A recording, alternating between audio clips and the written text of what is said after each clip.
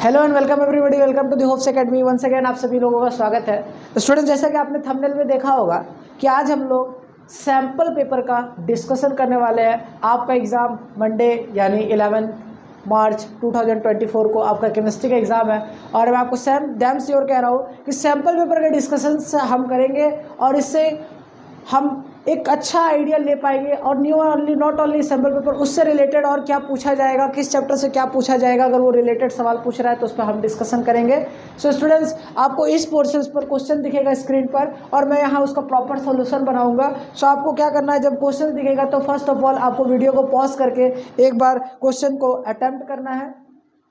Then after फिर आपको क्या करना है, अगर अटेम्प्ट नहीं हो पाता तो उसका सोल्यूशन देखना है। सो स्टूडेंट्स, हम स्टार्ट करते हैं हमारा MCQ से।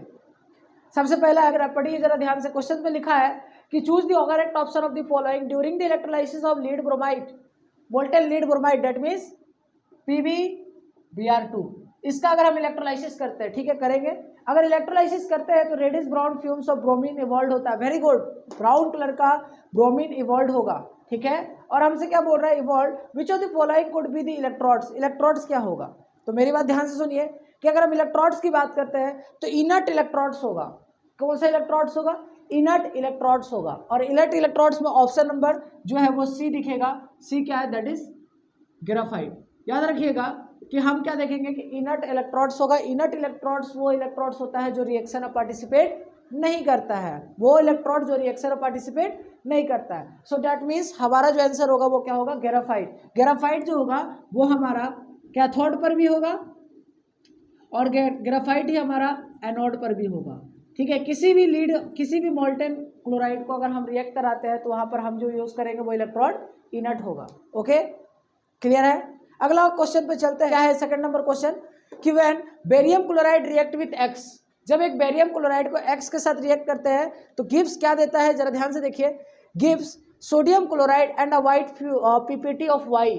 क्या देता है, gives sodium chloride and white PPT of Y। तो समझिए क्या देता है, गिव्स सोडियम क्लोराइड। यानी अगर हम बेरियम क्लोराइड यानी BaCl2 को जब हम रिएक्ट करेंगे कोई X कंपाउंड के साथ में तो क्या दे रहा है सोडियम क्लोराइड और वाइट PPT फॉर्मेशन कर रहा है। यानी यहाँ पर एक और कोई कंपाउंड है जो Y, और ये क्या कर रहा है, वाइट PPT फॉर्म कर रहा है।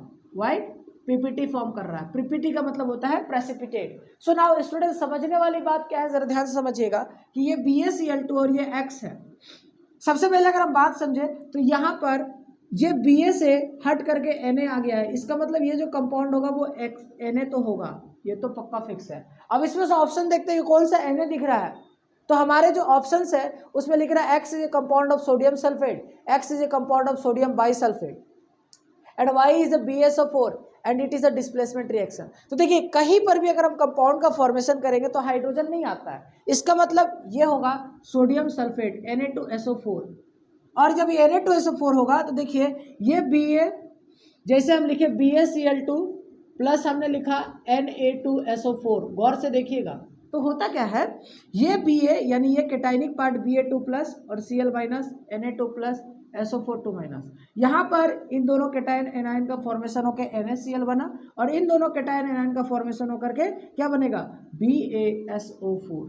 क्या बनेगा, BaSO4। और इसी का जो कलर होता है वो होता है व्हाइट प्रेसिपिटेट। क्या होता है, कलर जो होता है वो होता है व्हाइट प्रेसिपिटेट। यानी ऑप्शन अगर हम देखें तो क्या हो सकता है, ऑप्शन जो है वो हमारा क्या हो सकता है, ऑप्शन हो सकता है ए। क्या होगा, ओनली ए इज करेक्ट, सिर्फ और सिर्फ ए होगा, ए करेक्ट। क्यों, क्योंकि अगर हम यहाँ पर बाइसल्फेट लेते तो हाइड्रोजन का ही फॉर्म होता है, जो कि हाइड्रोजन फॉर्म नहीं हो रहा है। इसका मतलब क्या है, इसका मतलब साफ है कि वहां पर सोडियम क्या होगा, सोडियम सल्फेट होगा। ओके, चलिए move on to the next question हमारा। चलिए क्वेश्चन नंबर जो 3 है वो वेरी वेरी इंपॉर्टेंट, जो आपके स्क्रीन पर दिख रहा है। क्या बोल रहा है जरा पढ़िएगा।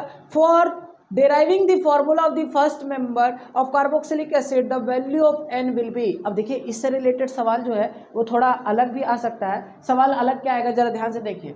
बोल रहा है deriving the formula of carboxylic acid, N की वैल्यू क्या होगा, सबसे छोटा। तो देखिए किसी का भी जनरल फॉर्मूला लिखना है, मान लीजिए किसी का भी हम जनरल फॉर्मूला हमें पता होना चाहिए। ये क्वेश्चन क्या बता रहा है, ये बहुत इंपॉर्टेंट है, मोस्ट प्रोबेबली चांस है कि ये क्वेश्चन पूछे। जनरल फार्मूला की बात करें तो सबसे पहले हम जनरल फार्मूला में अगर जब चर्चा कर रही रहे तो यहाँ पर देखिए किसी का भी जनरल फार्मूला लिखना है तो उसके लिए कॉमन जो होता है वो होता है CnH2n+1। This is common for all. If we have to find carboxylic acid तो हम यहाँ पर क्या लिखेंगे, यहाँ लिखेंगे COOH, यानी ऐसे भी लिख सकते हैं CN, जरा ध्यान से देखिएगा, CnH2n+1। अगर एल्डिहाइड बनाना है तो यहाँ पर लिखेंगे CHO। अगर हमें बनाना है CnH2n+1 फिक्स होगा। अगर हमें अल्कोहल बनाना है तो यहाँ पर लिखेंगे OH। अगर हमें बताना है CnH2n, अगर हमें बोला एल्डिहाइड बनाना है तो एल्डिहाइड बना दिए, CHO लगा करके कार्बोक्सिलिक एसिड बोलेगा तो COOH लगा देंगे। क्लियर है? कार्बोक्सिलिक एसिड बोलेगा तो COOH लगा देंगे। ओके, समझ में आया? क्लियर है? कोई डाउट यहाँ तक नहीं होगा? अब देखिए समझिएगा, बात समझिएगा कि हम यहाँ पर देख रहे हैं तो हमें बोल रहा है कि वो कार्बन का सबसे छोटा वैल्यू बताइए जिससे कि हमें कार्बोक्सिलिक एसिड को स्टार्ट कर पाए। तो कार्बोक्सिलिक एसिड को जब हमें स्टार्ट करना है तो n की वैल्यू क्या रखना होगा?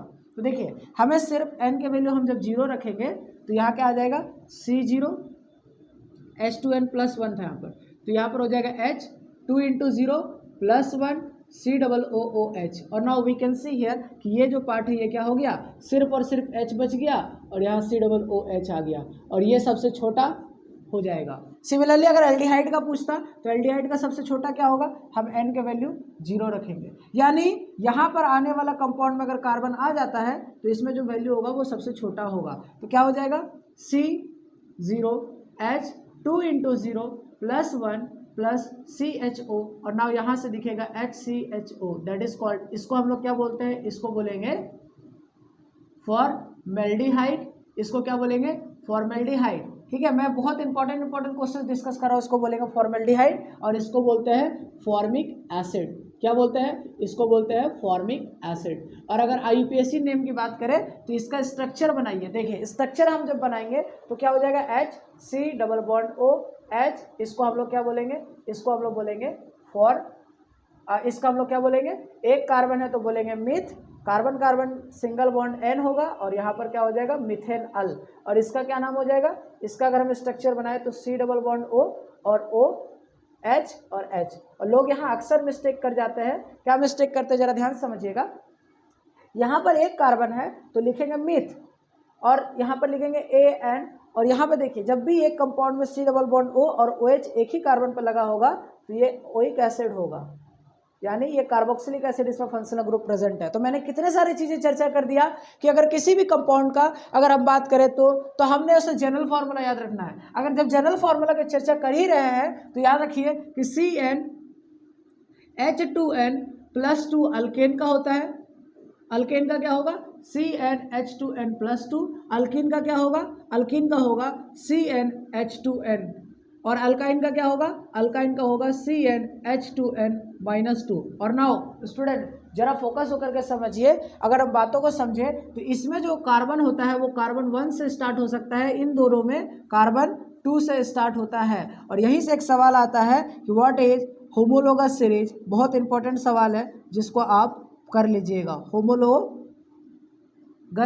सीरीज। ये बहुत इंपॉर्टेंट, वेरी इंपॉर्टेंट है कि व्हाट इज होमोलोगस सीरीज। देखिए मैं एक सवालों से इतने सारे चीज़ें आपको बता दूंगा कि इससे कोई सवाल छूटना नहीं चाहिए। यानी यहाँ पर हमने इसका नाम भी देख लिया, हमने इसका नाम भी देख लिया और हमने इसका स्ट्रक्चर भी बना लिया और हमने ये भी देख लिया। चलिए move on to the next question. Which of the following is most electronegative. अब देखिए इसमें से किसका इलेक्ट्रोनेगेटिविटी जो है वो सबसे ज़्यादा है। कौन कौन सा ऑप्शन है, carbon, silicon, lead and tin. Carbon, silicon and lead and tin. तो देखिए इसको मैं इरेज कर दूं, carbon, silicon, lead and tin. क्या है, carbon, silicon, lead and tin. तो ना हम अगर बात करें carbon, silicon, lead and tin तो बात समझते हैं। तो हम अगर अरेंज करेंगे तो कहे सीता जी सुने प्रभु, ठीक है, कहे सीता जी सुने प्रभु, ये हमारा फैमिली होता है। कौन सा फैमिली बोलते हैं इसको, इसको बोलते हैं कार्बन फैमिली। और क्या खास होता है कार्बन फैमिली में, तो हर एक एलिमेंट का आउटर मोस्ट इलेक्ट्रॉन जो होता है वो कितना होता है, सेम होता है, और डेट इज वैलेंस इलेक्ट्रॉन। और वैलेंस इलेक्ट्रॉन कितना होता है, 4 होता है।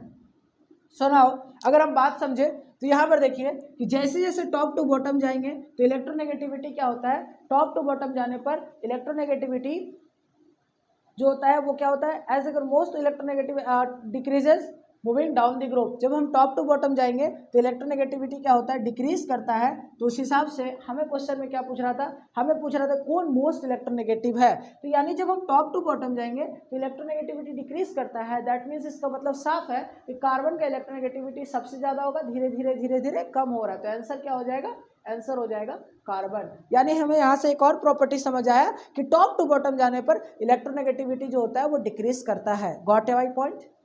ओके, चलिए अगले क्वेश्चन पे चलते हैं। अगला जो हमारा क्वेश्चन है वो क्या है, जरा ध्यान से समझिएगा। अगला जो हमारा क्वेश्चन है वो क्या बोल रहा है, जरा ध्यान से देखिएगा।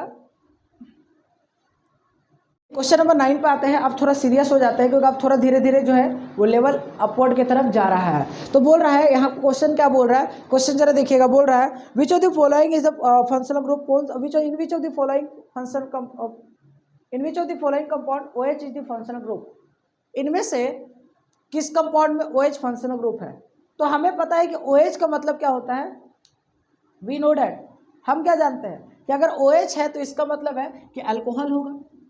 अरे हाँ है ना, ठीक है। तो अगर 4 ऑप्शंस दिख रहा है तो जरा ध्यान से देखिए OH किस में है ये तो हम बता देंगे, बट हमें ऑप्शंस क्या क्या दिख रहा है, ब्यूटेन-2,1, देखिए ब्यूटेन-1 दिख रहा है, ठीक है। फिर उसके बाद हमें क्या दिख रहा है, हमें दिख रहा है ब्यूटेनॉल, ब्यूटेनॉल। उसके बाद हमें क्या दिख रहा है, ऊपर हमको दिख रहा है ब्यूटेनोइक एसिड, ब्यूटेनओइक एसिड।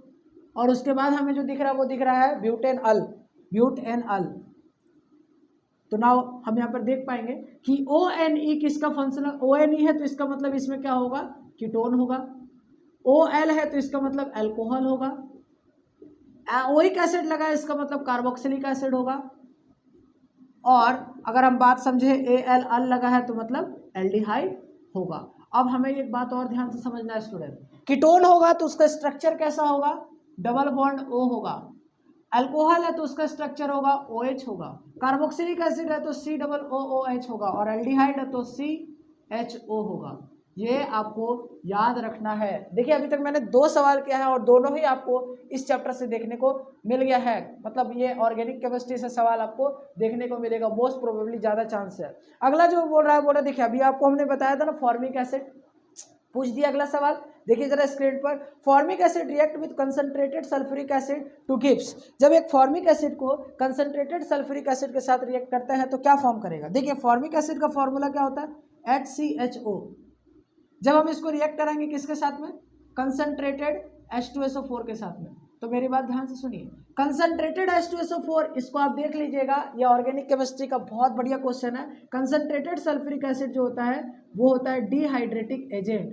क्या होता है, डिहाइड्रेटिंग एजेंट। इसका मतलब क्या करेगा, डिहाइड्रेटिंग एजेंट का मतलब होता है पानी निकालने का काम करेगा। क्या करेगा, पानी निकालने का काम करेगा। यानी ये पानी को रिमूव करता है किसी कंपाउंड से। तो फॉर्मिक एसिड को बनाएंगे तो यहाँ पर हो जाएगा C+O H और फॉर्मिक एसिड बनाना है तो C+O और यहाँ पर OH हो जाएगा, ठीक है। अब ना हम यहाँ पर देखेंगे तो हम यहाँ से क्या करेंगे, हम यहाँ से पानी को आउट करेंगे यानी OH और H को हटा देते हैं। तो यहाँ से क्या हो जाएगा, CO यानी कार्बन मोनोऑक्साइड प्लस वाटर का फॉर्मेशन हो जाएगा। क्या हो जाएगा, कार्बन मोनोऑक्साइड प्लस वाटर। तो यानी क्या बनेगा, कार्बन मोनोऑक्साइड बनेगा, ऑप्शन नंबर बी, ठीक है।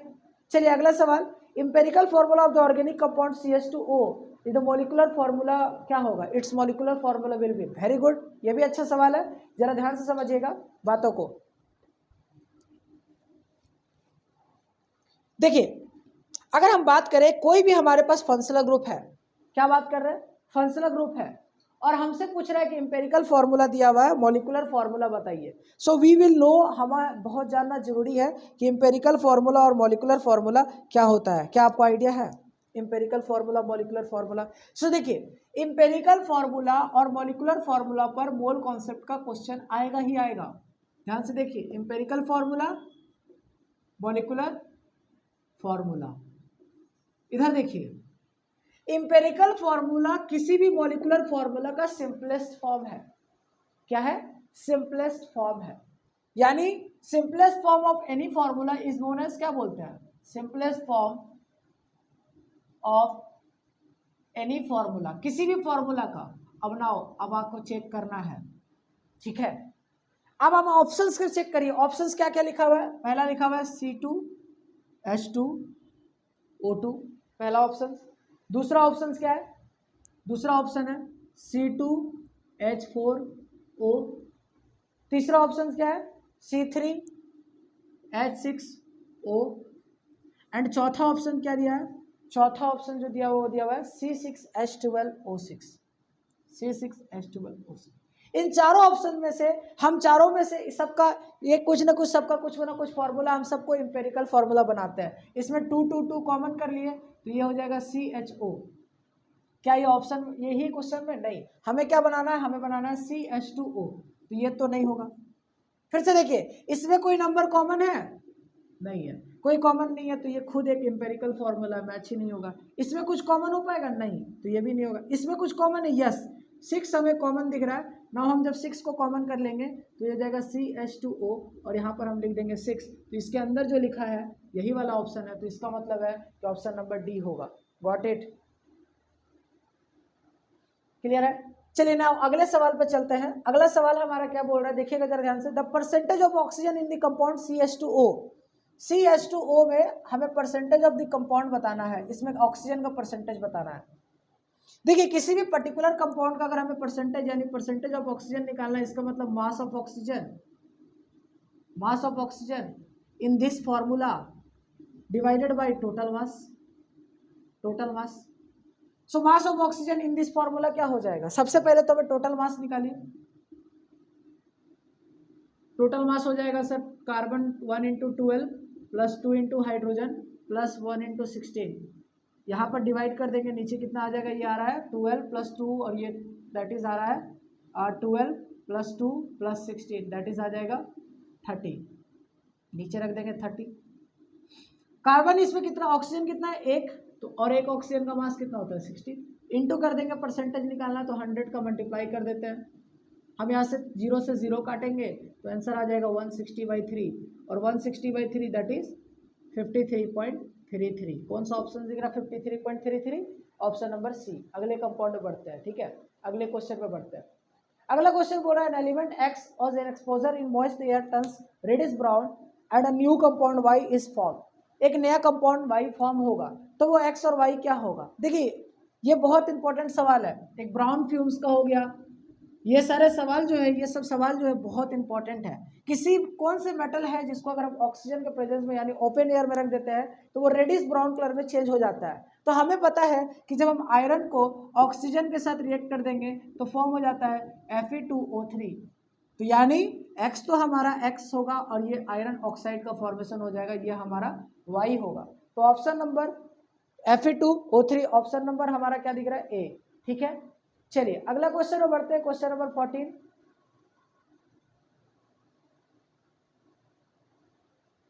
क्वेश्चन नंबर 14 बोल रहा है विच of the following is correct about the x.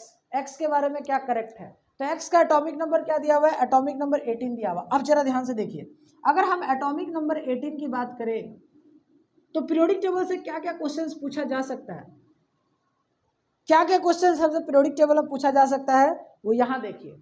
अगर कभी भी अगर हम एक बात करें, एटॉमिक नंबर हमारे पास 18 दे दिया, कोई भी एलिमेंट दे दे, हम एक बार में सारा चर्चा आपसे कर देते हैं कि एटॉमिक नंबर अगर दे दिया तो सबसे पहले लिखिए इलेक्ट्रॉनिक कॉन्फ़िगरेशन, क्या हो जाएगा, हो जाएगा 2,8,8, हो जाएगा 2,8,8, 18 हो गया। यहाँ पर हो जाएगा K सेल, यहाँ पर हो जाएगा L सेल और यहाँ पर हो जाएगा M सेल। अगर हम बात करें तो हमने 3 सेल्स का यूज किया है, ध्यान से देखिए। अगर 3 सेल्स है तो सेल अगर 3 है, सेल इज इक्वल टू 3 है, तो इसका मतलब है ग्रुप इज इक्वल टू क्या, पीरियड इज इक्वल टू क्या होगा, पीरियड इज इक्वल टू होता है 3, यानी सेल जितना होगा उतना पीरियड होगा। मेरी बात ध्यान से सुनिए, जितना सेल होगा उतना पीरियड होगा, ओके।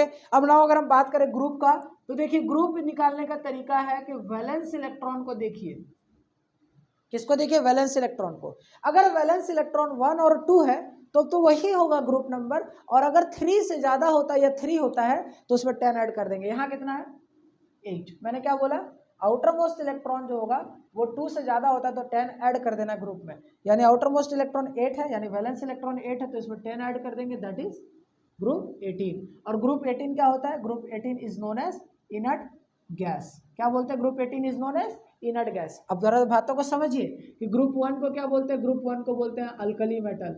आपसे सवाल थोड़ा घुमा कर भी पूछ सकता है, ऐसा जरूरी नहीं है कि ये सवाल पूछा है तो और नहीं पूछ सकता। ग्रुप 2 को क्या बोलेंगे?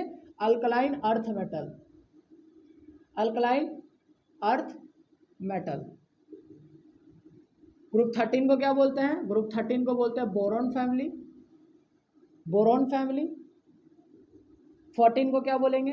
Carbon family. 15 को क्या बोलेंगे? Nitrogen family. 16 को क्या बोलेंगे? Oxygen family, oxygen family. और जिसको ही हम क्या बोलते हैं? चैल्कोजेन भी बोलते हैं। क्या बोलते हैं? चैल्कोजेन फैमिली, चैल्कोजेन फैमिली। और 17 को क्या बोलेंगे? 17 को बोलते हैं हेलोजेंस, और 18 को तो मैंने लिख ही दिया है कि हम उसको इनर्ट गैस बोलते हैं। तो बात समझिएगा, इसमें हम एक आपको क्वेश्चन का दे रहे हैं, 2 क्वेश्चन दे रहे हैं, उसको कमेंट सेक्शन में आप लिखिएगा कि अगर हमारे पास एटॉमिक नंबर 13 है तो बताइए ग्रुप, पीरियड और ब्लॉक क्या होगा। और हमें क्या बताना है? एटॉमिक नंबर 11 है तो उसका क्या होगा? ग्रुप और पीरियड। जैसे हमने बताया, क्या बताया कि सेल अगर 3 है तो 3 होगा, तो इसमें कितना सेल होगा वो बताइएगा, नीचे कमेंट सेक्शन में बताइएगा, ताकि मेरे को पता चल पाए कि आप प्रॉपरली जो है वो आप देख पा रहे हैं, आप मेरे वीडियो से प्रॉपरली यूटिलाइज कर रहे हैं। ठीक है, ओके, समझ में आया। और एक और क्वेश्चन मैं दे दूं नीचे में कि जरा ये बताइएगा कि सेकंड होमोलोगस सीरीज ऑफ, जैसे, अच्छा देखिए मैं अभी चर्चा करता हूँ। देखिए मैं यहाँ पर एक और बात आपसे चर्चा कर देता हूँ बीच में, कि कभी भी अगर हमसे होमोलोगस सीरीज से रिलेटेड सवाल पूछा तो कैसा सवाल पूछेगा होमोलोगस रिलेटेड से। ठीक है, जैसे हमसे पूछेगा कि right the first 5 homologous series of carboxylic acid. क्या लिख दिया? कार्बोक्सिलिक एसिड का फर्स्ट 5 होमोलोगस सीरीज लिखने बोल दिया। तो सबसे पहले आपको जनरल फॉर्मूला याद है, CnH2n+1 COOH, राइट। अब हम क्या करेंगे? हमें पता है कि सबसे पहले अगर हम कार्बोक्सिलिक एसिड का लिखेंगे तो n बराबर 0, दैट इज HCOOH। n बराबर 2 तो क्या हो जाएगा? n बराबर 2 नहीं, n बराबर 1 पुट करेंगे तो क्या आ जाएगा? यहाँ पर हम 1 पुट करेंगे तो CH3COOH। n बराबर 2 पुट करेंगे तो क्या हो जाएगा? C2, यहाँ पर 2 पुट करेंगे तो क्या हो जाएगा? n के जगह पर 2, तो 2 2 4 + 1 5 COOH। यहाँ पर क्या हो जाएगा? n बराबर 3 पुट करेंगे तो क्या हो जाएगा? C3H7 COOH। और यहाँ पर अगर n बराबर 4 पुट करें तो क्या आ जाएगा? C4H8 COOH। और यहाँ पर आप देख पाएंगे कि यहाँ पर एक कार्बन है, तो एक कार्बन का जब हम नेम लिखेंगे तो ये हो जाएगा मिथेनोइक एसिड। अगर 3 कार्बन है तो क्या लिखेंगे? Propanoic acid. क्या बोलेंगे? Propanoic acid. तो यहाँ पर 4 कार्बन है तो क्या बोलेंगे? Butanoic acid. क्या बोलेंगे? Butanoic acid. अब आपको यहाँ पर समझना है कि जरा ये बताइएगा इसका क्या नेम होगा, कमेंट सेक्शन में छोड़कर जाइएगा। 4 यहाँ और एक 5 है तो टोटल 5 कार्बन है, तो क्या आंसर होना चाहिए जब ऐसा का सीक्वेंस आपको देखने को तो मिल रहा है तो। ठीक है, चलिए ओके। अगला है, during the electrolysis of copper sulphate solution the mass of anode is generally. देखिए एनोड का मास और कैथोड का मास क्या होता है? तो देखिए मास जो होता है वो जनरली अगर हम बात करें तो देखिए यहाँ पर अगर हम बात करेंगे तो यहाँ देखिए अगर हम कभी भी इलेक्ट्रोलाइसिस करते हैं, ठीक है, इलेक्ट्रोलाइसिस करते हैं तो हमारे पास 2 रॉड होता है। ठीक है, एकदम बारीकी से समझिएगा, पूरे डिटेल्स में चर्चा कर रहा हूँ मैं, सैंपल पेपर ही नहीं, इससे रिलेटेड और क्या सवाल पूछा जा सकता है सब चर्चा कर दे रहे हैं। देखिए अगर हम इसको कनेक्ट करेंगे, कभी भी इलेक्ट्रोलाइसिस करते हैं तो जरा ध्यान से समझिएगा कि लेफ्ट साइड में जो होता है उसको हम लोग क्या बोलते हैं? मेरी बात याद रखिएगा, लोड। क्या याद रखिएगा? लोड। ठीक है, क्या याद रखिएगा? लोड। अब देखिए जरा ध्यान से, जब हम इलेक्ट्रोलाइसिस करेंगे तो लोड याद रखिएगा। क्या याद रखिएगा? लोड। लेफ्ट साइड में जो होगा, लोड का स्टैंड फॉर L का मतलब होगा लेफ्ट, O का मतलब होगा ऑक्सीडेशन। क्या होगा? O का मतलब होगा ऑक्सीडेशन, A का मतलब होगा एनोड, एंड N का मतलब क्या होगा? N का मतलब होगा निगेटिव। क्या होगा? नेगेटिव होगा। ठीक है, तो यहाँ पर जो बातों को एकदम बारीकी से समझ लीजिए। क्या समझना है कि यहाँ पर जो लेफ्ट वाला रॉड है इसका हमें इसको एनोड बोलते हैं और राइट वाले रॉड को क्या बोलते हैं, कैथोड बोलते हैं। क्या बोलते हैं, कैथोड बोलते हैं। और आपको क्या याद रखना है मेरे स्टूडेंट कि सेल जिससे कनेक्टेड होगा पॉजिटिव टर्मिनल से एनोड और नेगेटिव टर्मिनल से कैथोड। अब यहाँ बात समझिए, हम क्या देखेंगे कि ये वाला जो रॉड है एनोड का ऑक्सीडेशन होगा और कैथोड का रिडक्शन होगा। अगर रिडक्शन हो रहा है तो इसका मतलब ये जो होगा ये टाइम के बाद इसमें एडिशन होता है किसका, मेटल का, और इसका क्या होता है इसमें जो होगा वो हम देखेंगे कि इसमें बेसिकली क्या होता है, इसमें हम दीवार देखेंगे कि ये जो होगा ये थोड़ा टाइम के बाद क्या हो जाएगा, डिक्रीज कर जाएगा, ये ना ब्रेक होने लगता है। और जब ये ब्रेक होने लगेगा तो इसका मतलब मास जो होगा वो समय के बाद इसमें मास जो होगा वो क्या हो जाएगा, इसमें मास डिक्रीज करता है। तो अगर सैंपल पेपर में डिक्रीज दिया है तो हो सकता है पूछेगा यहाँ से इंक्रीज का। ठीक है, तो कैथोड पे इंक्रीज होगा क्योंकि कैथोड पर डिपोजिशन होता है। क्या होता है यहाँ पर डिपोजिशन होता है, और डिपोजिशन होगा तो इसका मतलब है कि मास जो होगा वो इंक्रीज करेगा। क्या होगा, मास इंक्रीज करेगा। ओके, तो हम लोगों ने यहाँ पर 15 सवाल जो है वो एकदम सॉल्व कर दिया है कंटिन्यूअस। आई होप आपको पूरा समझ में आ रहा होगा, और समझ में आ रहा है तो नीचे कमेंट सेक्शन में लिखिएगा कि हाँ सर बिल्कुल समझ में आ रहा, ताकि हमें ये बात पता चल पाए कि हम जो पढ़ा रहे हैं वो आप तक सही से पहुंच रहा है या नहीं पहुंच रहा है। ओके, क्लियर है? आई होप मेरी बातें आप तक पहुंच रही है, आपको समझ में आ रहा है, तो नीचे बताते चलिएगा कि समझ में आ रहा है। ओके, अगला जो सवाल है इसी में जो पूछ रहा है वो जरा ध्यान से देखिएगा। पूछ रहा है a hydrocarbons which on catalyst hydrogenation in the saturated hydrocarbons. एक बात आई, hydrocarbons which on catalytic hydrogenation give a saturated hydrocarbons. क्या देगा, सैचुरेटेड हाइड्रोकार्बन्स देता है। तो याद रखिएगा, देखिए जैसे हम इथिन ले लें C2H4, जब इसका हम क्या कराएंगे, हाइड्रोजनेशन। क्या करा रहे हैं, हाइड्रोजनेशन। हाइड्रोजनेशन का मतलब होता है एडिशन ऑफ हाइड्रोजन। क्या होता है, एडिशन ऑफ हाइड्रोजन। और जब हम एडिशन ऑफ हाइड्रोजन कराएंगे तो देखिए C2 है तो इसका मतलब है ये क्या है, ये है। जैसे इसमें हम हाइड्रोजन का एडिशन कराएंगे एक बॉन्ड ब्रेक होता है और ये कन्वर्ट हो जाता है CH3। तो यहाँ से सवाल पूछ सकता है कि इथीन को जब हाइड्रोजनेशन कराएंगे दैट इज कॉल्ड इथीन, तो क्या फॉर्म करेगा। और हाइड्रोजनेशन कराने के लिए कैटलिस्ट यूज करते हैं H2+ PD PT निकल। ये बहुत इंपॉर्टेंट सवाल हो जाएगा, कहीं से कुछ भी पूछ सकता है, जरा ध्यान से देख लीजिए। ठीक है, मैं बातों को समझिए, मेरा मोस्ट इंपॉर्टेंट क्वेश्चंस में ये सवाल है। ओके, अगला जो सवाल है, A hydrocarbons which is considered as the greenhouse gas that is called methane। Methane को हम कंसिडर करते हैं as a greenhouse gas. Methane होगा जो ग्रीन हाउस गैस की तरह कंसिडर किया जाता है। An element having the valence electron, having the valence, have 5 valence electron is used as packing for food materials। तो बता दें कि हम नाइट्रोजन गैस को भरते हैं। ठीक है, कौन सा गैस भरते हैं, नाइट्रोजन गैस, तो इसको भरना था। ठीक है, फिर उसके बाद बोल रहा है metalloids which has the 3 valence electron. तो देखिए मेटालॉइड्स में कौन कौन सा होता है, बोरो, क्या क्या होता है, भाई साहब जी, याद रखिएगा, भाई साहब जी, ऐसे सब टिपो। तो यहाँ पर हम देखेंगे तो सिलिकॉन जर्मेनियम का आउटर मोस्ट इलेक्ट्रॉन जो होता है वो 4 होता है। आर्सेनिक सेलेनियम का एंटीमनी का जो होता है वो होता है 5 होता है। टेलोरियम और पोलोनियम का जो होता है वो 6 होता है। और हम यहाँ पर देखेंगे तो इसका जो आउटर मोस्ट होता है वो होता है 3, यानी 3 के बाद 2 करके आता है, तो 3 जो होता है वो बोरॉन का होता है। ठीक है, मेटालॉइड्स। अगला जो है वो पूछ रहा है कि draw the structure of the following. अच्छा, स्ट्रक्चर ड्रॉ कर रहा है, किसका ड्रॉ कर रहा है, तो लिखा हुआ प्रोपीन का ड्रॉ करिए, पेंटेन 2 ऑल का ड्रॉ करिए, और 2 पेंटेन 1 का ड्रॉ करिए। ठीक है, तो देखिए सबसे पहले कभी भी स्ट्रक्चर ड्रॉ करने आएगा तो हमें ये पता होना चाहिए कितना कार्बन है, कितना है। प्रॉप इन लिखा हुआ है तो इसका मतलब 3 कार्बन बनाएंगे, 1 2 3। इसके बाद हम क्या देखेंगे कि प्रॉप इन है तो इन का मतलब कोई नंबर नहीं लिखा, तो यानी 1 पर डबल बॉन्ड होगा, बाकी जगह सिंगल बॉन्ड होगा। ठीक है, अब हमें क्या करना है, अब हमें देखना है कि ये कार्बन ने 2 बॉन्ड बना दिया तो यहाँ पर 2 हाइड्रोजन लिखेंगे, ये कार्बन 1 बॉन्ड बना दिया 3 हाइड्रोजन लिखेंगे, ये कार्बन 3 बॉन्ड बना दिया है तो 1 हाइड्रोजन यहाँ लिखाएगा। ये हो गया प्रोपेन का स्ट्रक्चर। फिर आता है पेंट एन टू ऑल। तो पेंट एन टू ऑल का मतलब है C C और C, 5 कार्बन बना दिए। ठीक है, अब देखिए, नहीं सॉरी 5 पहले पेंट का मतलब है 5 कार्बन यहाँ पर ड्रॉ करिए।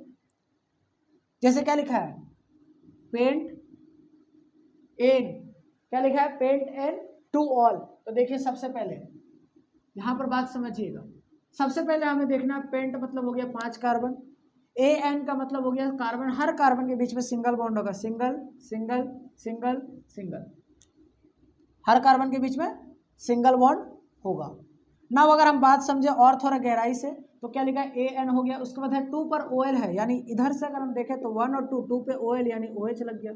अब देखिए इस कार्बन ने 1 बॉन्ड बनाया तो 3 हाइड्रोजन होगा, इस कार्बन ने 3 बॉन्ड बनाया तो 1 हाइड्रोजन होगा, इस कार्बन ने 2 बॉन्ड बनाया तो 2 हाइड्रोजन होगा, इस कार्बन ने 2 बॉन्ड बनाया तो 2 हाइड्रोजन होगा, और इस पे 3 हाइड्रोजन होगा।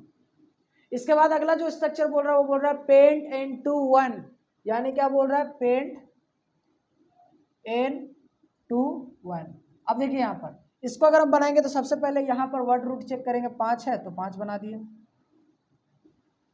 ए एन है तो सिंगल बॉन्ड बना देंगे, हर कार्बन के बीच में क्या लगा देंगे, कार्बन कार्बन के बीच में सिंगल बॉन्ड लगा देंगे। फिर बोल रहा है 2 पर 1 है तो 2 पर double bond O N E ketone है, और उसके बाद बाकी सब पे हाइड्रोजन भर दीजिएगा। ठीक है,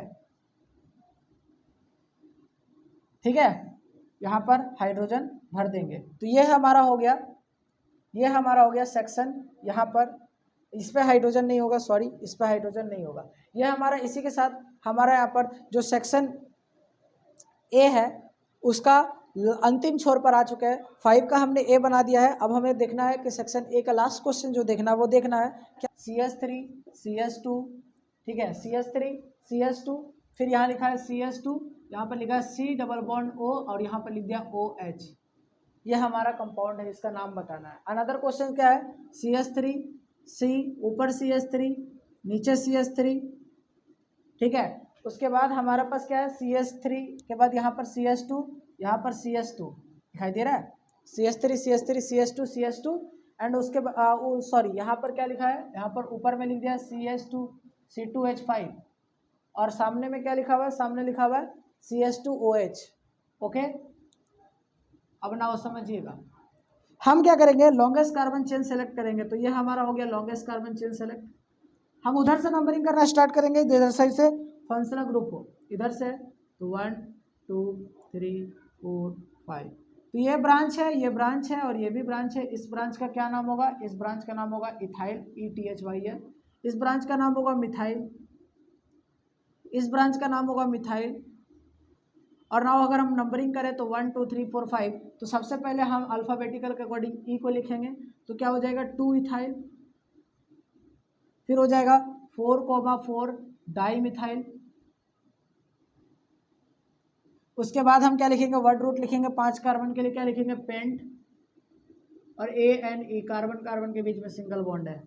ठीक है, अब यहाँ देखिए ऊपर वाले पे, ऊपर वाले की अगर हम बात करें तो यहाँ पर अगर हम बात करें तो टोटल 4 कार्बन है, 1 2 3 4। लोग यहाँ गड़बड़ कर देते हैं, this is functional group oic acid, यानी कार्बोक्सिलिक एसिड है।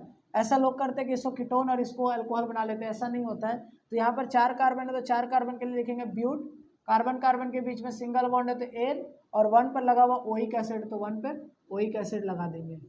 ठीक है, यहाँ पर ई नहीं लिखिएगा, ANE जो होता है वो ई हट जाता है, अगर आपने रूल पढ़ा होगा तो। यहाँ पर हमारा सेक्शन ए का एक क्वेश्चन और बचा हुआ है, वो क्या पूछ रहा है, match the following. Match the following का सवाल है, aluminium salt, fountain experiment, contact process, FeOH whole thrice and Haber's process. ये सारा प्रोसेस किसमें कब कैसे यूज़ किया जाता है, जरा ध्यान से देखिए। अगर हम बात करें तो इसका रिएक्शन मैच द फॉलोइंग करना है। क्या करना है, इसका हमें मैच द फॉलोइंग करना है। ठीक है, क्या करना है इसका हमें मैच द फॉलोइंग करना है। तो जरा बताइए कि हम एल्यूमिनियम का सॉल्ट क्या होता है, एल्यूमिनियम का जो सॉल्ट होता है वो होता है कलरलेस। फाउंटेन एक्सपेरिमेंट कब यूज़ करते हैं, कॉन्टैक्ट प्रोसेस कब यूज़ करते हैं। तो अभी हमने बताया था कि कॉन्टैक्ट प्रोसेस में हम वेनेडियम पेंटाऑक्साइड यानी सल्फ्यूरिक एसिड के प्रिपरेशन में यूज़ करते हैं, तो सी का क्या हो जाएगा 1। फाउंटेन एक्सपेरिमेंट कब यूज़ करते हैं, तो फाउंटेन एक्सपेरिमेंट हम लोग 2 जगह यूज़ करते हैं, एक तो HCl में यूज़ करते हैं और दूसरा कहाँ यूज़ करते हैं, HCl में ही बेसिकली यूज़ करते हैं। तो यहाँ पर हाइड्रोजन क्लोराइड है तो यहाँ पर HCl का यूज़ होगा, सॉलिबिलिटी ऑफ HCl वाला ऑप्शन हो जाएगा। हेबर्स प्रोसेस हम लोग बेसिकली एमोनिया का प्रिपरेशन के लिए यूज़ करते हैं, तो बचा हुआ FeOH का होल थ्राइस हो जाएगा, वो हो जाएगा reddish brown PPT। Okay, clear है? ये हमारा मैच द फॉलोइंग भी हो गया। Hello and welcome everybody, welcome to the home second में आपका फिर से स्वागत है। सो अभी हम लोग सेक्शन बी को पार्टिसिपेट करके सेक्शन बी को सॉल्व करेंगे। सेक्शन ए हमने पिछले वीडियोस में सॉल्व कर लिया, अब सेक्शन बी का हमारे बारी। तो सेक्शन बी को हम सॉल्व करना स्टार्ट करते हैं। तो सेक्शन बी का सबसे पहला क्वेश्चन है कि what happened when the zinc carbonate is heated in the absence of oxygen. तो देखिए जिंक कार्बोनेट यानी किसी भी मेटल कार्बोनेट को जब हम हीट करेंगे तो क्या फॉर्म होता है? When we heat a metal carbonate, it form zinc oxide plus carbon dioxide, ठीक है। और एब्सेंस ऑफ हीट में अगर हम कभी भी ऑक्सीजन का एब्सेंस है तो यहाँ पर आपका एक निकल कर आता है रोस्टिंग क्या होता है और कैल्सिनेशन क्या होता है। रोस्टिंग और कैल्सिनेशन, ठीक है। अगर यहाँ पर सैंपल पेपर में अगर सवाल है तो रोस्टिंग और कैल्सिनेशन पर फोकस करिएगा। किस पर फोकस करिएगा? रोस्टिंग और कैल्सिनेशन पर। मेटल के कार्बोनेट है और अगर हम एब्सेंस ऑफ ऑक्सीजन पर रिएक्ट करा रहे हैं, ध्यान से सुनिए, तो कैल्सिनेशन कहलाएगा। हिट कर रहे हैं तो क्या कहलाएगा? कैल्सिनेशन। अगला सवाल है कि what is the product of the balance chemical equation of zinc को डाइल्यूट H2SO4 के साथ रिएक्ट कराते हैं। तो जब जिंक डाइल्यूट H2SO4 के साथ रिएक्ट करेगा तो क्या फॉर्म करेगा? तो हमें पता है कि zinc is more reactive than hydrogen, so यहाँ पर डिस्प्लेसमेंट रिएक्शन हो जाएगा ZnSO4 प्लस H2 का फॉर्मेशन हो जाएगा। नेक्स्ट क्वेश्चन पढ़ते जाइए। ZnO को NaOH के साथ रिएक्ट करा देंगे। जिंक ऑक्साइड को जब NaOH के साथ रिएक्ट करा देंगे तो क्या फॉर्म होगा? तो ये बहुत इंपॉर्टेंट है कि जिंक ऑक्साइड को जब NaOH के साथ रिएक्ट करा देंगे तो क्या फॉर्म होगा? Na2ZnO2 प्लस क्या फॉर्म होगा? Na2ZnO2 प्लस H2O फॉर्म होगा। और हमें पता है कि Na2ZnO2 का एक स्पेशल नाम है। क्या नाम है? Sodium zincate. बहुत इंपॉर्टेंट। क्या नाम है इसका? इसका नाम है सोडियम जिंकेट। क्या नाम है? Sodium zincate. याद रखिएगा कि जब हम एक मेटल ऑक्साइड को बेस के साथ रिएक्ट कराते हैं तो सोडियम जिंकेट और वाटर का फॉर्मेशन होता है। चलिए अगला जो सवाल है वो बहुत इंपॉर्टेंट है। An element have the same number of electron in first and fourth cell and same number in second और थर्ड सेल। तो हमारे पास टोटल कितने सेल है? 1 2 3 4। There are 4 cells. First cell और लास्ट सेल में सेम इलेक्ट्रॉन है। इसका मतलब क्या है? यहाँ पर अगर 2 होता है मैक्स तो यहाँ पे भी 2 होगा। सेकेंड और थर्ड में जो है सेम है, तो देखो यहाँ तक पहुँच गया, इसका मतलब इसमें भी 8 और इसमें भी 8 होगा। सेकंड में मैक्सिमम होगा तभी तो थर्ड में होगा। तो इसका मतलब हमारे पास ये कॉन्फ़िगरेशन आ गया और ये किसका है? दैट इज कैल्शियम का। बट पूछ क्या रहा है जरा देख लेते हैं। तो पूछ रहा है write down the electronic configuration, लिख दिए। Right the group number and period number which it belongs. तो भाई साहब हमने देखा कि ग्रुप आउटर मोस्ट इलेक्ट्रॉन 2 है तो ग्रुप हो गया ट्रू। पीरियड की बात करें 1 2 3 4। नंबर ऑफ सेल्स 4 है तो पीरियड भी 4 होगा। अब क्या बोल रहा है? What is the valency of the element? अरे वैलेंसी की बात करें तो 2 होगा। और दूसरी बात, इस ग्रुप का नाम क्या होगा? ग्रुप 2 है तो इसको बोलेंगे alkaline earth metal. Alkaline earth metal, ठीक है। चलिए अगले क्वेश्चन पे चलते हैं। State whether the following is statement is true और not. The period number of an element is equal to the number of electron in the shells in number of is equal to the number of electronic shells. हाँ बिल्कुल सही। Period number क्या बताता है कि कितना cell है? 1 2 3 4। इसका मतलब ये ट्रू होगा क्योंकि पीरियड नंबर क्या बताएगा? सेल्स को बताता है। और आउटर मोस्ट इलेक्ट्रॉन क्या बताता है? ग्रुप को बताता है। लिख लीजिए कॉपी पे कि पीरियड नंबर क्या बताएगा। लिख देता हूं मैं यहाँ पर कि पीरियड नंबर जो होगा वो पीरियड नंबर पता कैसे चलेगा? वो पीरियड नंबर पता चलेगा सेल से, और ग्रुप का पता कैसे चलेगा? वैलेंस इलेक्ट्रॉन से, ठीक है। ग्रुप का पता वैलेंस इलेक्ट्रॉन से और पीरियड नंबर सेल से पता चलेगा। अगला जो क्वेश्चन है वो बोल रहा है कि the basic character of oxide increases as we move down the group. बिल्कुल सही। बेसिक कैरेक्टर जो होगा वो डिक्रीज करता है। जब हम टॉप टू बॉटम जाएंगे तो बेसिक कैरेक्टर जो होगा वो डिक्रीज करता है। इन ए ग्रुप अगर बेसिक कैरेक्टर जो होता है वो क्या करता है? बेसिक कैरेक्टर जो होता है वो डिक्रीज करता है एक ग्रुप में। एक ग्रुप में बेसिक कैरेक्टर जो होगा वो डिक्रीज करेगा। ओके चलिए अगला है व्हाट इज द यहाँ पर अगला जो क्वेश्चन पूछ रहा है calculate the vapour density of carbon dioxide. तो वेरी गुड, ये अच्छा क्वेश्चन है, मोल कॉन्सेप्ट से रिलेटेड है। तो vapour density is equal to होता है हाफ ऑफ मॉलिक्यूलर वेट,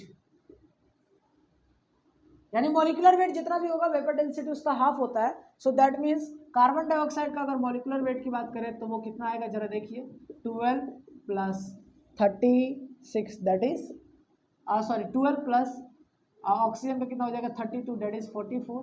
तो वेपर डेंसिटी कितना हो जाएगा 44 divided by 2 that is equals to हो जाएगा 22। ठीक है, अगला जो सवाल है वो क्या, A certain gas X occupy a volume of 100 centimeter cube at STP and weight 0.5 gram. Find the relative molecular mass. Very important सवाल। Relative molecular mass find out कैसे किया जाएगा? Ram, Relative molecular mass RMM, ठीक है, RMM कैसे find out करेंगे? ठीक है, how we find relative atomic mass, relative molecular mass. तो relative molecular mass find out करना है तो सबसे पहले लिखा है कि देखिए 100 सेंटीमीटर क्यूब है, क्या बोल रहा है, अ गैस है जो कि 100 सेंटीमीटर क्यूब है। देखिएगा समझिएगा, 100 सेंटीमीटर क्यूब पर 100 centimetre cube gas occupy, gas weight कितना होगा, 100 सेंटीमीटर क्यूब गैस वेट होगा, 100 सेंटीमीटर क्यूब के गैस का वेट कितना दिया हुआ है, 0.5 ग्राम। ठीक है, तो एक सेंटीमीटर क्यूब का वेट कितना होगा, 1 सेंटीमीटर क्यूब का वेट 0.5 बाई 100 ग्राम। तो हमसे बोल रहा है कि बताइए find the relative molecular mass, तो एसटीपी पे निकालना होगा।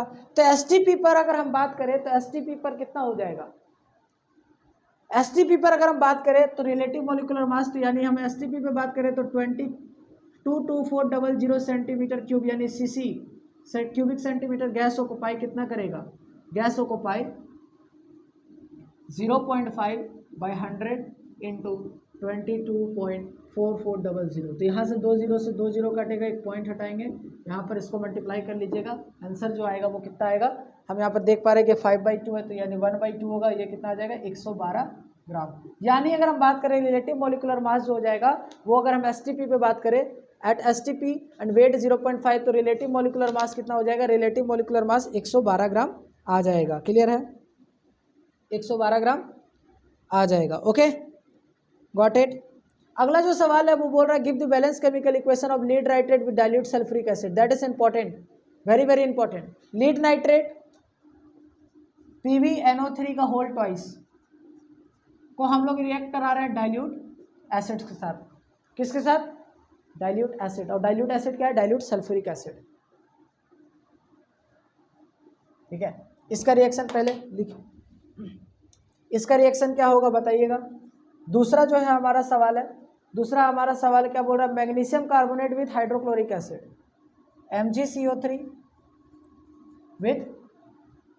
MgCO3 with hydrochloric acid HCl के साथ।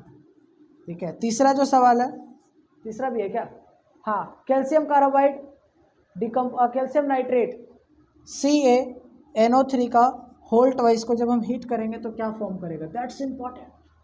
भाई मेरे ये बहुत ज़्यादा इंपॉर्टेंट सवाल को यहाँ पर सेलेक्ट करके दिया गया है सैम्पल पेपर में, इतना आसान सवाल तो है नहीं। तो अगर हम बात करें PbNO3 को, तो हमें पता है कि यहाँ पर क्या होगा, PbNO3 होल ट्वाइस और H2SO4 का निकालेंगे तो यहाँ पर आ जाएगा PbSO4 प्लस क्या आ जाएगा, प्लस आ जाएगा HNO3। MgCO3 और HCl एसिड और मेटल कार्बोनेट को रिएक्ट करते हैं तो क्या बनता है, सॉल्ट, दैट इज MgCl2, और मेटल कार्बोनेट क्या प्रोड्यूस करता है, कार्बन डाइऑक्साइड। यहाँ पर देखिए कैपर नाइट्रेट कैल्शियम नाइट्रेट को जब हम हीट करेंगे तो क्या फॉर्म करेगा, calcium oxide plus NO2 plus O2। Note करते जाइए, बनाते जाइए इन सभी सवालों को। आई होप आप अटेम्प्ट पहले से कर रहे होंगे और धीरे धीरे मेरे आंसर्स को भी देखते जा रहे होंगे। ठीक है, चलिए अगला सवाल है, the following questions pertaining to be the preparation of HCl gas in the laboratory. Why hydrogen chloride gas is dried by using phosphorus pentaoxide? Why hydrogen chloride gas is not dried by using phosphorus pentaoxide? ठीक है, तो यानी HCl gas को नहीं dry कर सकते, क्यों नहीं ड्राई कर सकते, not dried by phosphorus pentaoxide. तो मेरी बात ध्यान से सुनिए, हमने बताया कि हम हर एक के लिए अलग अलग यूज़ करेंगे। मीन्स कहने का मतलब है कि हम हर किसी के लिए फिक्स है कि यही वाला कैटलिस्ट यूज़ करेंगे, दूसरा यूज़ करेंगे तो क्या होता है, बेसिकली वो रिएक्ट कर जाता है। कोई और दूसरा यूज़ करेंगे तो उसके पीछे का जो लॉजिक है वो साफ है कि वो रिएक्ट कर जाएगा। क्या है कि वो रिएक्ट कर जाएगा। तो यहाँ पर लिखा Y hydrogen gas is not dried by using phosphorus pentoxide, यानी जब फॉस्फोरस पेंटाऑक्साइड को यूज़ करते हैं तो HCl जो है वो ड्राई क्यों नहीं होता है, तो बिकॉज उसके पीछे का रीज़न क्या है, तो यहाँ पर रीज़न लिखना पड़ेगा कि वो रिएक्ट कर जाता है। तो फॉस्फोरस पेंटाऑक्साइड यानी P2O5 को जब हम HCl के साथ रिएक्ट करा देंगे तो H3PO3 बन जाएगा। क्या बन जाएगा, H3PO3 एंड यहाँ पर देखिए क्या बन जाएगा, हम लिया ना, क्या बोल रहा है क्वेश्चन में, बोल रहा है HCl एंड फॉस्फोरस पेंटाऑक्साइड, है ना। तो यानी P2O5 को जब हम लेंगे किसके साथ में, HCl के साथ में, HCl को P2O5 के साथ लेंगे तो वो ड्राई क्यों नहीं होता है और क्यों और क्या फॉर्म हो जाता है, तो यहाँ पर फॉर्म हो जाएगा POCl3 प्लस क्या फॉर्म हो जाएगा H3PO3 प्लस क्या फॉर्म हो जाएगा, प्लस फॉर्म हो जाएगा H3PO4, क्या फॉर्म हो जाएगा H3PO4, और ये ड्राई नहीं हो पाता है। अब रही बात कि यहाँ से एक सवाल पूछा जा सकता है H3PO4 से, इधर देखिए H3PO4 कैसा एसिड है, मोनोबेसिक, डाइबेसिक, ट्राइबेसिक, तो यहाँ देखिए इसका स्ट्रक्चर याद रखिएगा, P double bond O, oxygen oxygen oxygen, यहाँ लगा दिया हमने हाइड्रोजन, यहाँ लगा दिया हमने हाइड्रोजन, यहाँ लगा दिया hydrogen, hydrogen out hydrogen out hydrogen out, that is tribasic acid. ये बहुत इंपॉर्टेंट है, इसका स्ट्रक्चर भी आपके बुक में दिया हुआ है, इसको देख लीजिएगा, ये ट्राइबेसिक एसिड है, ठीक है। तो हमने क्या बोला कि यहाँ पर क्यों नहीं है, तो रीजन क्या है, ये वाला रिएक्शन लिख दीजिएगा और दूसरा लिखिएगा phosphorus pentoxide is can not be react with hydrogen chloride gas, क्या हो जाएगा, हाइड्रोजन क्लोराइड गैस के साथ रिएक्ट कर जाएगा। अगला जो सवाल है वो बोल रहा है, यहाँ पर क्या बोल रहा है कि hydrogen chloride gas is collected by the upward displacement of air gear. देखिए मैं आपको बात बता देता, अपवर्ड डिस्प्लेसमेंट और डाउनवर्ड डिस्प्लेसमेंट के होता है, तो कहीं पर भी upward displacement of air, upward displacement of air, air का अपवर्ड डिस्प्लेसमेंट हो, यानी एयर को ऊपर की तरफ भेज दिया गया, तो इसका मतलब है कोई चीज ऊपर जाएगा और कोई चीज नीचे जा रहा है, यानी एयर को हमने ऊपर भेज दिया और HCl को नीचे भेज दिया, तो HCl नीचे तभी जाएगा जब HCl का मास ज्यादा होगा, तो ड्यू टू हाई मास हम देख लेते हैं, जैसे HCl के मास निकालोगे तो 36.5 आता है, वहीं अगर एयर का बात करें, ऑक्सीजन की बात करें, तो O2 का मास जो होता है वो 32 होता है। तो हम देख पा रहे हैं कि ऑक्सीजन का वजन हल्का था, सिमिलरली बात है कि जिसका भारी वजन होगा वो नीचे जाएगा और जिसका हल्का वजन होगा वो ऊपर चला जाएगा। Got it, got my point, okay.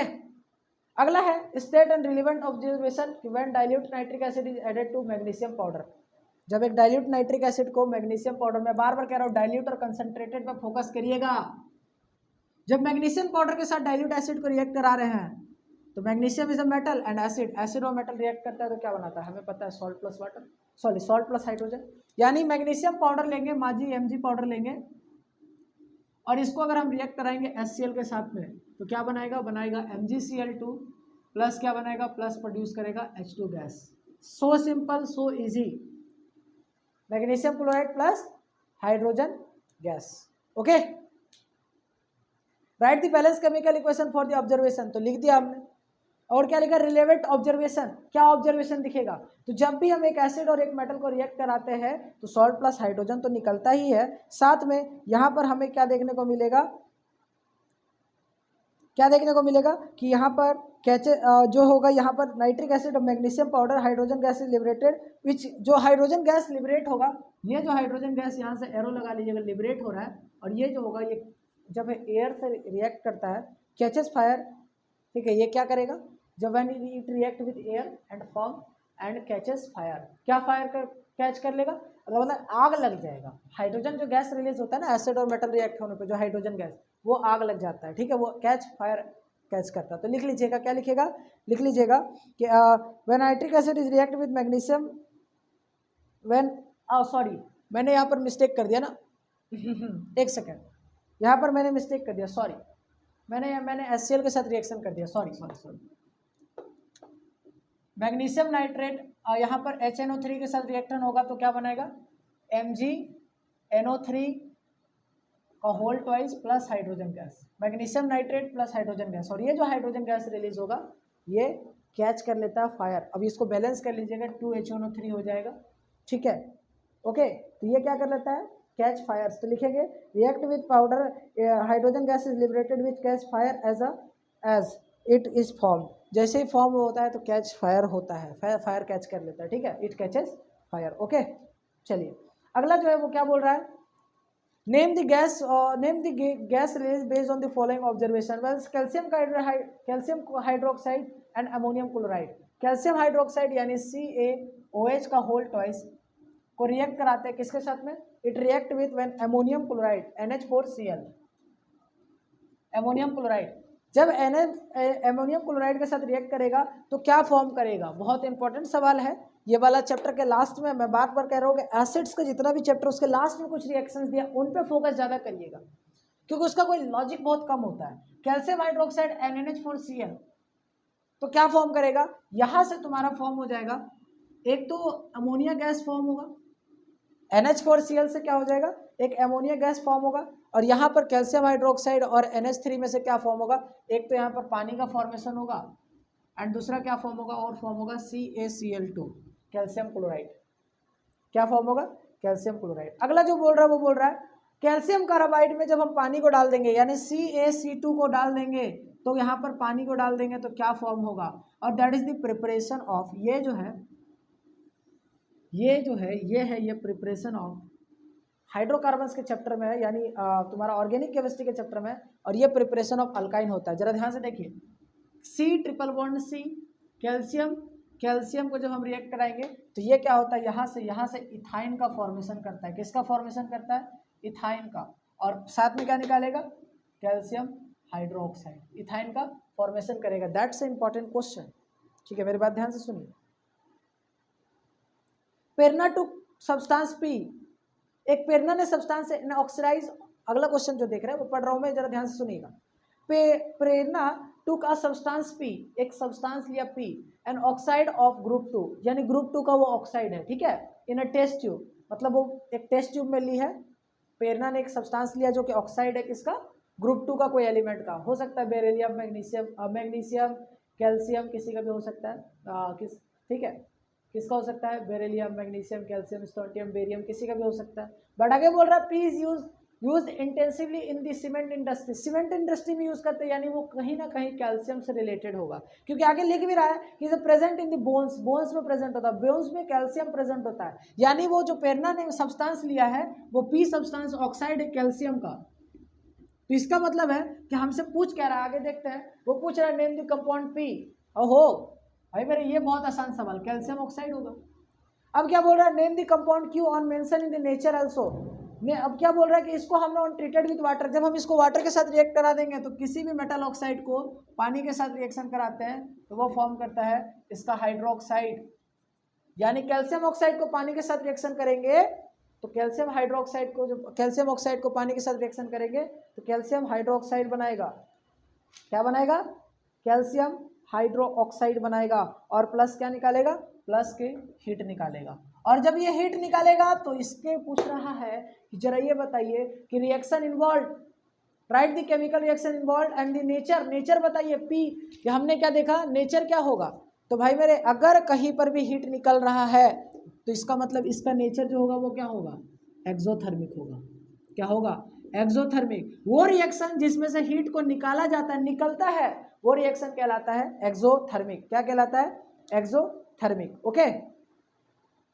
State one relevant observation, अब नेक्स्ट क्वेश्चन पे आ गए हैं। State one relevant observation for each of the following, at anode when copper sulphate electrolysed using copper electrodes, at the anode when, observation बताना है, ठीक है, तो ये जो ऑब्जर्वेशन है इसका क्या आंसर है, at the anode when the copper aqueous copper sulphate solution is electrolyse using copper electrodes, copper का इलेक्ट्रोड्स का यूज करके हम करते हैं, तो यहाँ पर क्या ऑब्जर्वेशन मिलता है, ये बहुत इंपॉर्टेंट सवाल है कि जब हम कॉपर सल्फेट का इलेक्ट्रोलाइसिस कराएंगे तो कॉपर सल्फेट, कौन सा कॉपर सल्फेट का इलेक्ट्रोलाइसिस करें, एक्वस का, तो जब हम एक्वस का इलेक्ट्रोलाइसिस कराएंगे तो कॉपर 2+ होता है, SO4 2- बनता है और OH- होता है, हमारे पास 2 एनायन होता है कॉपर का, तो यहाँ पर होता क्या है बेसिकली, ये सवाल अगर समझने की कोशिश करें तो SO4 and OH- are discharge due to the nature of the anode, ये क्या होता है, यहाँ लिख लीजिए, आयंस, ये दोनों जो आयंस है are ions migrate to anode, migrate to anode but neither of them discharge, but neither of them is discharge, are discharge, ये discharge, are discharge, are discharge due to the nature of anode, due to the nature of anode, due to the nature of anode, because copper at anode ionizes to give copper 2 plus ion, because copper at anode ionizes to give copper 2 plus ions. That means copper loses ions easily than SO4 2 minus and OH minus. देखिए बहुत अच्छा answer लिख दिया मैंने। Migrate to anode but neither, देखो ये दो anions होता है, जो एनोड की तरफ एनायंस जो होता है वो एनोड की तरफ माइग्रेट करता है, but discharge due to the migrate of anode because of copper and at anode ionizes to copper 2 plus. देखिए होता क्या है कि copper ions loses easily lose कर जाता है, SO4 और OH माइनस भी लूज करेगा इलेक्ट्रॉन, लेकिन इससे इजिली कॉपर इलेक्ट्रॉन लूज कर जाता है। इसीलिए यहाँ पर होता क्या है कि सिर्फ और सिर्फ देखने को ये मिलता है कि रिडक्शन एट एनोड, एनोड पर जो रिडक्शन हो जाएगा वो क्या हो जाएगा, होना चाहिए था रिडक्शन एट एनोड, वो किसका एनोड का रिडक्शन हो जाएगा, कॉपर 2 प्लस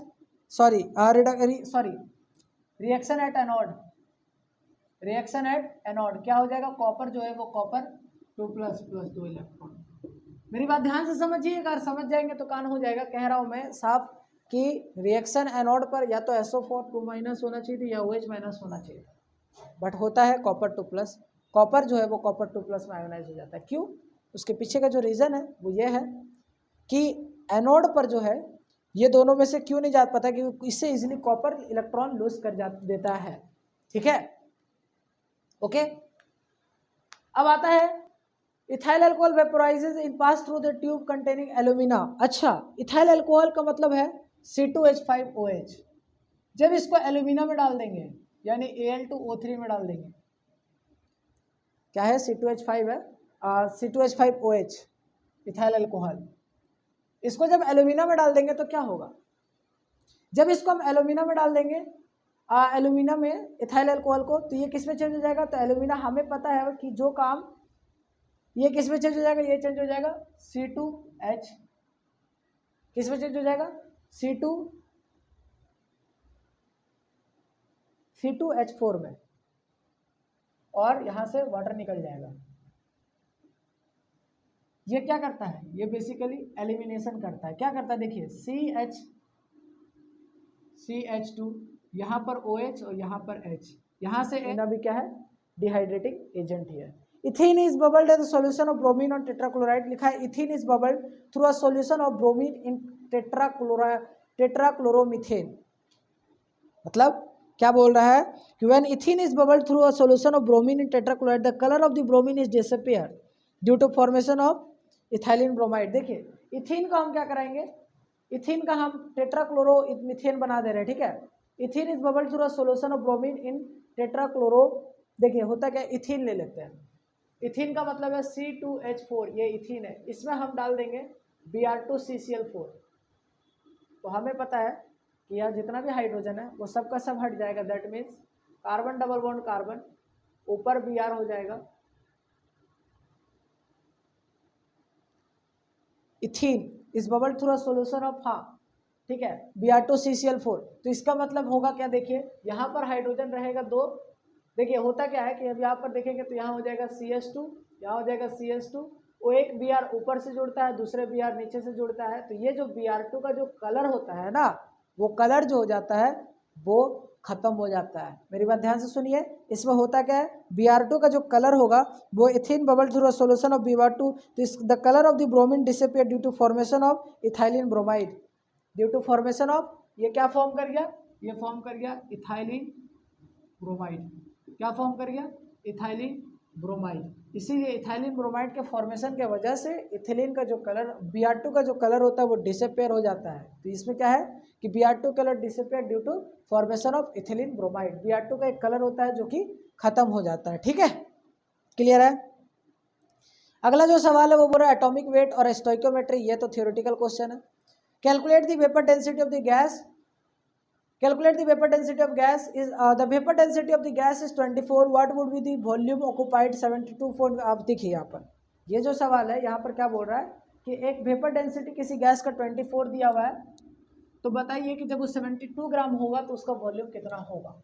तो देखिए एसटीपी की बात चर्चा कर ही रहा होगा और हमें पता है कि एक मोल पे एसटीपी किसी भी गैस का एक मोल पर अगर उसका होगा तो उसके एसटीपी में यहाँ पर देखिए vapour density of a gas, vapour density gas का दिया हुआ 24, तो इसका मतलब है कि vapour density is equal to half of molecular weight. तो इसका मतलब मॉलिक्यूलर वेट कितना आ जाएगा, मॉलिक्यूलर वेट आ जाएगा 48। नाउ अगर वेपर डेंसिटी यहाँ 24 पुट करेंगे तो 24 is equal to half molecular weight, और मॉलिक्यूलर वेट कितना आ जाएगा 48। ठीक है, तो what would be the volume occupied of 72 gram of the gas. तो देखिए अगर हम बात करें 42 ग्राम अगर गैस होगा एसटीपी पर, तो 42 ग्राम गैस जो होगा वो क्या बोलते हैं कि 48 ग्राम जो गैस होगा वो ऑक्युपाई करेगा volume of the gas. Volume of gas जो 48 ग्राम है वो ऑक्युपाई करेगा 22.4 लीटर। तो 1 ग्राम कितना ऑक्युपाई करेगा 22.4 डिवाइडेड बाय 48 लीटर। सिमिलरली वो पूछ रहा है 72 ग्राम होगा तो बताइए कितना होगा। तो 72 ग्राम में क्या हो जाएगा 22.4 डिवाइडेड बाय 48 इंटू हो जाएगा 72। यहाँ से पॉइंट हटाएंगे, जीरो लगाएंगे, 4 12 4 जा, और यहाँ पर ये कितना हो जाएगा 6 जा, और 4 से इसको डिवाइड देंगे तो आंसर कितना आ जाएगा। इसका जो आंसर निकल कर आ जाएगा वो आ जाएगा 33.6 लीटर, यानी 33.6 लीटर। यानी कहने का क्या मकसद है, कहने का मतलब है कि वॉल्यूम ऑफ ए गैस अगर 48 ग्राम है, 48 ग्राम जो होता है 22.4 लीटर ऑक्युपाई करता है, तो 1 ग्राम कितना करेगा इतना, और तो 72 ग्राम कितना करेगा इतना। क्लियर है, ओके। अगला जो सवाल है what is the empirical formula of this compound. क्या लिखा हुआ है C2Br6। तो इसमें से इसका एम्पिरिकल फॉर्मूला क्या हो जाएगा, कॉमन कर लेंगे, CBr2 कॉमन हो जाएगा तो CBr3 इसका हो जाएगा एम्पिरिकल फॉर्मूला CBr3। ठीक है, ओके। चलिए अगले सवाल पर answer the following question with reference to the electrorefining of copper. What is the anode made up of. Anode किस चीज से मिल, empirical formula of the compound, determine the empirical formula of the compound. यहाँ पर कुछ लिखा हुआ, percentage लिखा हुआ और इसका empirical formula, that's a very important question. Mole concept का सबसे इंपॉर्टेंट क्वेश्चन है कि परसेंटेज देकर के एम्पिरिकल फार्मूला और मॉलिक्यूलर फार्मूला निकालने के लिए बोला जाएगा। तो जरा ध्यान से समझ लेते हैं कि कैसे हम इसको फाइंड आउट करेंगे। ओके, चलिए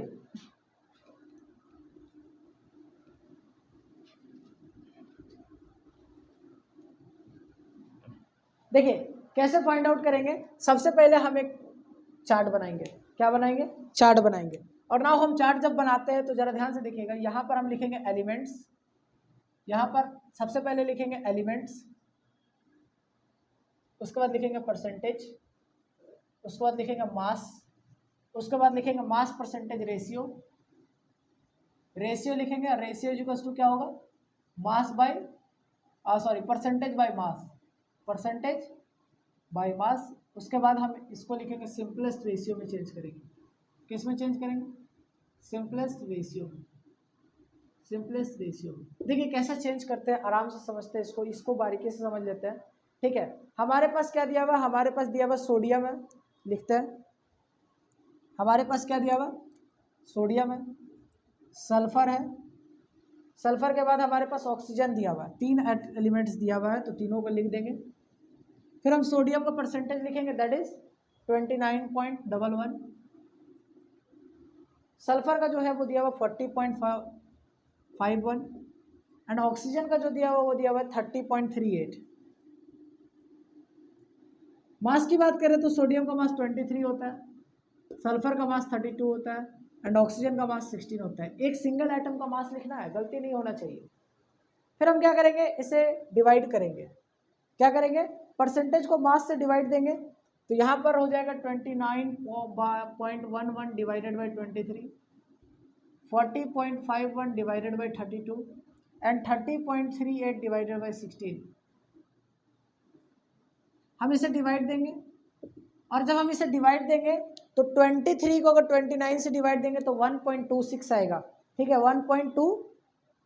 1.266 आएगा। और 30 को जब 40 से डिवाइड देंगे ना, तो कोई दो ऐसा तो पक्का फिक्स होता है कि सेम होगा, तो ये क्या आ जाएगा 1.266 आ जाएगा। और जब हम इसको डिवाइड देंगे 30 से 16 को, तो इसका जो आंसर आएगा वो आएगा 1.898। और जब ये रेशियो निकल कर आ रहा है तो that is in the not simplest ratio. तो हम सिंपलेस्ट रेशियो में कैसे चेंज करेंगे, जरा ध्यान से देखिएगा। सभी को पहले लिख लीजिए,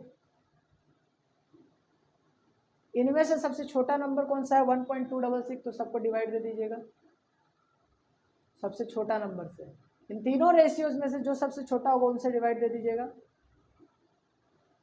और यहाँ पर ये हो जाएगा 1, यहाँ पर ये हो जाएगा 1, और इसको डिवाइड देंगे तो ये नियरली 1 से कम आएगा।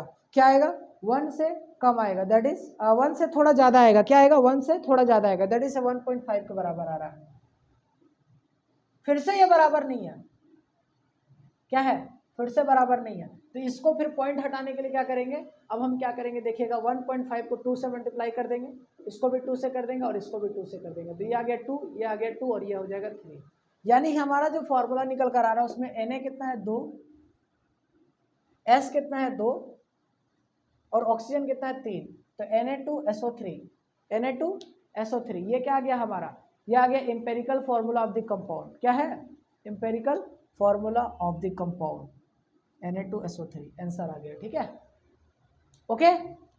अब अगला जो है वो बोल रहा है identify the functional group of the following. तो पहला क्वेश्चन में क्या दिख रहा है, एल्डिहाइड है, पहला क्वेश्चन में एल्डिहाइड है। दूसरा क्वेश्चन में एल्कीन है। तीसरा क्वेश्चन में हमें दिख रहा है atomic mass, atomic number of the element is इतना, to which group is the element belongs to. बहुत बार दे चुके हैं आप, कमेंट सेक्शन में बताइए कि 16 अगर एटॉमिक नंबर है तो कौन सा ग्रुप होगा। ठीक है, आई होप अब तक मैसेज कर दिए होंगे। आप देखिए इसको 2,8,6 आउटर मोस्ट इलेक्ट्रॉन 6 है, तो ये 16 ग्रुप में होगा। ठीक है, ग्रुप 16 ऑक्सीजन फैमिली में। ओके, क्लियर है।